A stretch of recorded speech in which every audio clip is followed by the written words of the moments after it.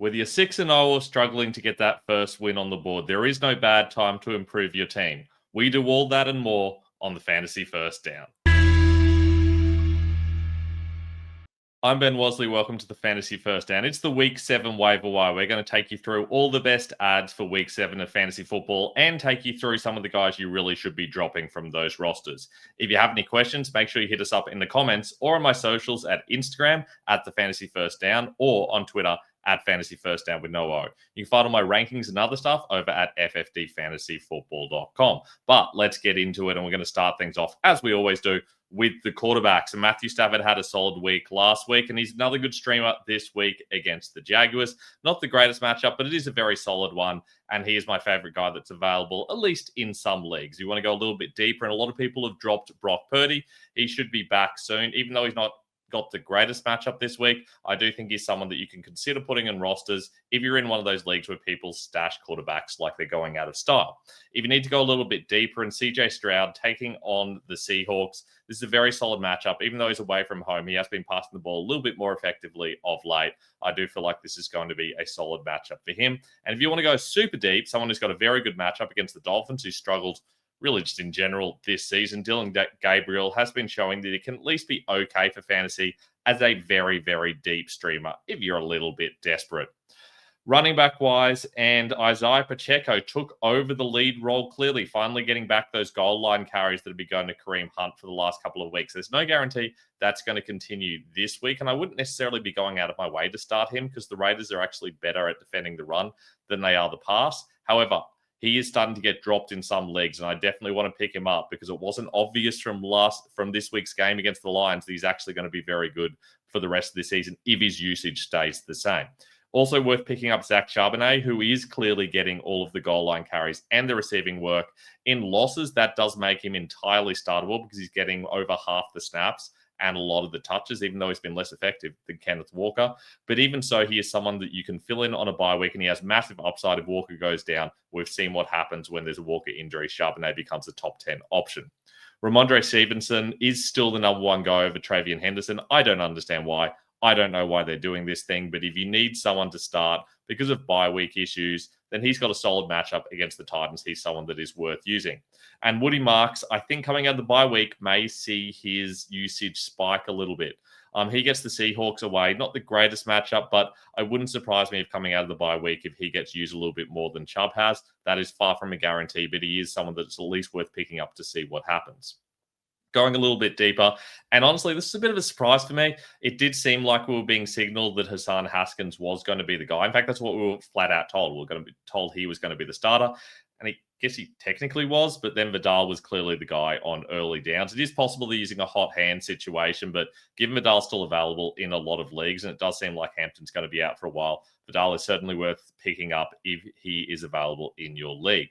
Kendre Miller, also a good pickup as the Saints start to struggle and fade away out of playoff contention. It might be that they fade off Alvin Kamara, which they've already kind of started doing, and we see a whole lot more Kendre Miller. Plus, if you get a Kamara injury and all of a sudden Miller's going to be someone who's a solid top 20, top 24 running back option, and you can start him if you're desperate on a bye week. Bam Knight is an option after he started to get more carries relative to Michael Carter last game. That was a bit of a weird one, but he did look more effective in the first game where they were playing together. So it wouldn't be surprised if he becomes a viable option over the next couple of weeks. At the moment, it's a committee, and that's not very exciting to me, but it looks like Trey Benson's going to be out for a little bit longer. Also notice that Benson's being dropped in some leagues. Definitely pick him up if he's available, because once he's healthy again, he could be a top 15 running back. But Knight's someone that you can feel at least okay about starting if you are desperate. And Tyjae Spears, in most leagues, I'm dropping him, honestly, but in a deeper league, he is someone that's getting, half the touches maybe, and they've just fired their head coach. So it's possible that someone else will come in and use the running backs differently. They might go, well, Spears is a bit younger, is a bit more explosive. We're going to use him a lot more. That's a reason to pick him up, which wasn't there even last week. Don't feel great about this because I do still think the upside is capped, but he is at least a viable option. And stashes are really the lifeblood of your fantasy team. That's how I have ended up with Rico Dowdle in over half of my teams and a lot of Rashad White as well. These are guys you just absolutely need to be stashing on your benches. Tyler Algier is someone that you can even start if you're desperate because of bye week issues, especially when they are likely to win. I'm not sure that's necessarily the case this week, but certainly someone that I want in every team. Because if Bijan Robinson goes down, you're going to see a lot of Algier because really they're filtering this offense through Drake London, through Kyle Pitts a little bit, and through the running backs. And if there's no Bijan, it's going to be all Algier. Blake Corum does have a lot of upside because if Kyron Williams goes down, Corum comes in, gets a very similar role, and he's probably a top 12, top 15 running back. Isaiah Davis has the opportunity to become the starter if Breece Hall gets traded. With the Jets struggling so much, running back is the kind of position that you would consider trading. Wouldn't be a big surprise to see them get rid of Hall, given they do have Davis as an option. Plus, there's always Braylon Allen coming back whenever he returns from injury, probably next year. Emmanuel Wilson is someone that I think has upside based on how the Packers are using Josh Jacobs. Seems to me Wilson is the clear backup. The only issue here, don't really know what's happening with Marshall and Lloyd. So that means that Wilson isn't going to be the clear starter for the rest of the season because when Lloyd comes back, things could get messy.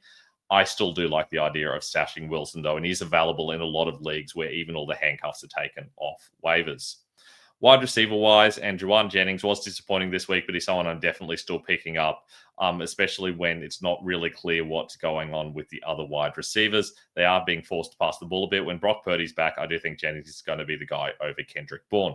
Wan'Dale Robinson finally had that big breakout game. He's someone I've been talking about for weeks. Hope you had him in lineups. I did not in a couple of my bigger leagues, unfortunately, just because of other guys I had left, but he is someone that you can definitely afford to start most weeks. Don't know that I do it this week against the Broncos. I don't think he's going to get the Surtain treatment given he's usually coming out of the slot, but it is possible at least. So for that reason, I'm a bit iffy on Robinson. Matthew Golden being used a lot more in the slot with Dontavian Wicks injured. I think that's really going to help him. It is possible they shift Malik Heath there, but if Christian Watson's back in particular, all of a sudden Golden's probably going to get those volume touches until Jaden Reed eventually returns. Romeo Dobbs is someone that's definitely still worth picking up, but he's going to have some boom weeks and bust weeks. He's not that exciting, but he's someone that should at least be rostered, given it's a reasonably good offense, and he is their guy that's on the field the most. If we go a little bit deeper, and Trey Tucker is still somehow a top 10 wide receiver, he has been getting a lot more targets. We've seen it's been mainly Tucker and Myers, but Tucker's actually starting to get to more touches than Myers is. For that reason, I kind of like the idea of rostering Tucker just to see what happens. Not the greatest matchup this week against the Chiefs, but he's someone you should be taking a chance on. Kayshon Boutte, it's hard to know what's going on here. He has had a couple of big boom weeks and disappointments in between. Against the Titans, this isn't the worst matchup, but it is possible Boutte grows into a clearer role, and for that reason, he's worth picking up. Funny, I couldn't get Kendrick Bourne without a Patriots uniform on. Obviously, he is with the 49ers now. I don't think he's going to keep playing the way he has been, but while Mac Jones is a starter, while Ricky Pearsall is out and Brandon Ayuk's out, Bourne's going to be someone who's valuable. It'll be interesting to see what happens when Pearsall gets back, if they just keep cycling through the slot, or if Bourne goes there more permanently. Regardless, I think he is in a good position to succeed. And Troy Franklin, someone I still like based on his usage and how much they're getting him out there.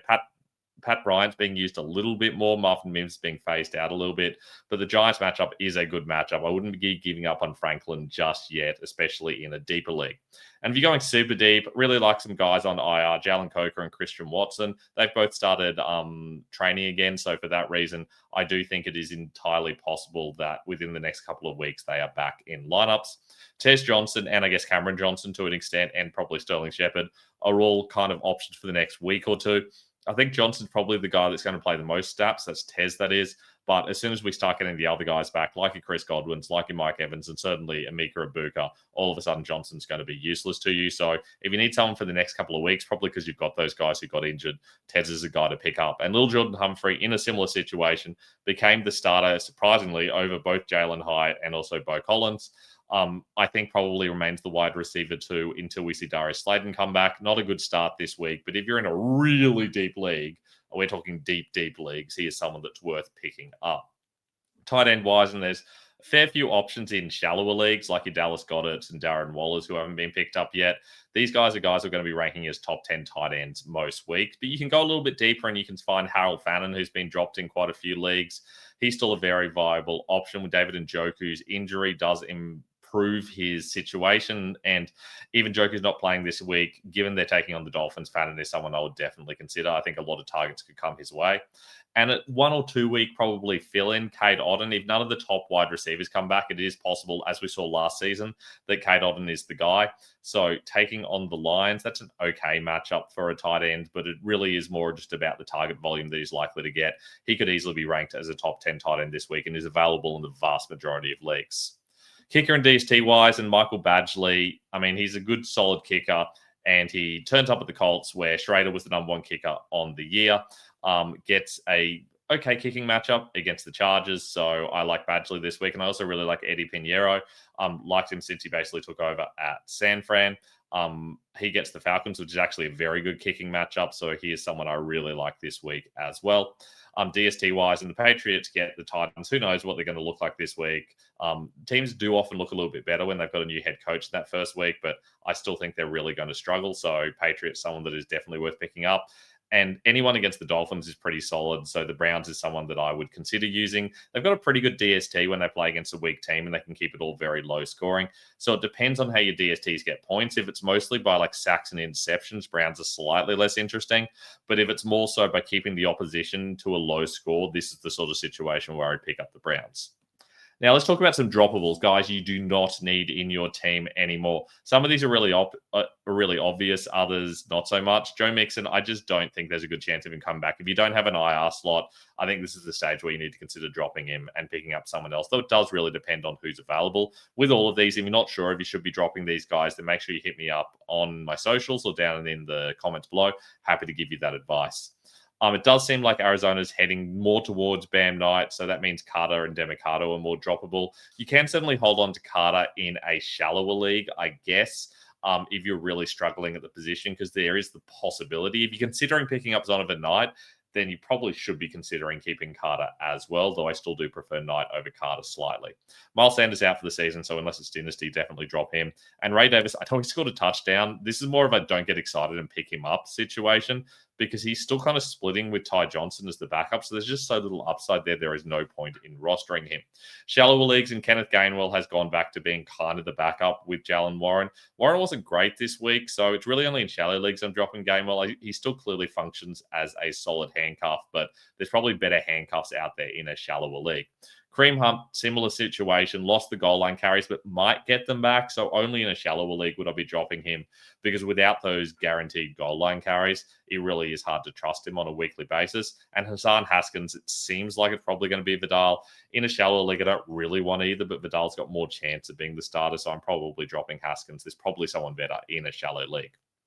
Wide receiver-wise, KC guys can go now that Rashee Rice is back. Malik Washington, never should have picked him up in the first place, as I said that week, because we always knew that he was still only going to be like in 3 wide receiver sets in an offense that's not particularly good. Marvin Mims has been someone to drop for weeks. Aaron McLeod was a surprise inactive, so if you're in a deeper league and you're rostering him, you can let him go now. There is the outside possibility he's being traded, but I think that's unlikely. So unless we hear something in the coming days, definitely drop him.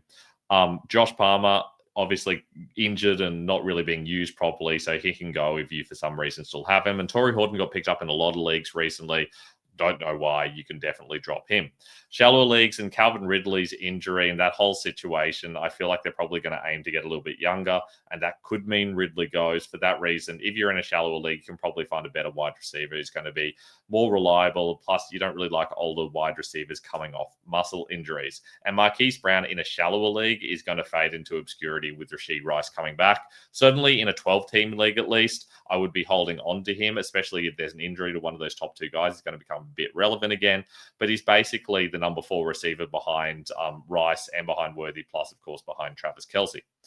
Quarterback and tight end wise, and Tua can definitely go. He's struggling. He's got a bad matchup this week. Other quarterbacks, Kyler Murray with that injury and just generally struggling this season. And Jared Goff doesn't have the best matchups coming up and just generally struggling as well. I think you can probably do better in a shallow league.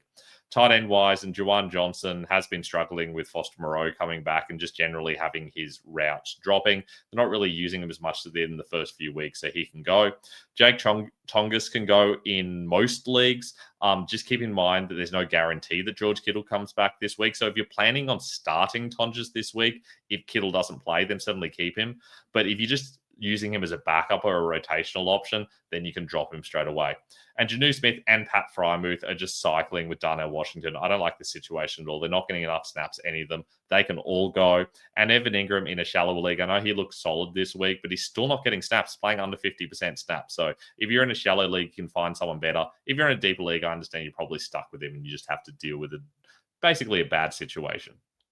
And that's it. That's all we've got for the Week 7 waiver wire. Good luck this week. I'll be back in a couple of days' time for our streamers and stashes. And hopefully, if I have time, a start shit show on the weekend. That's always dependent on how I'm going with the rankings. They do take a long time to make. If you've got any questions, hit us up below or on Instagram or on Twitter. I will make sure to answer them no matter what's going on. And of course, you can always email me if you are old school at benwasley23@gmail.com. Plus, you can just find my rankings and work it out yourself over at ffdfantasyfootball.com. I look forward to chatting to you guys in a couple of days.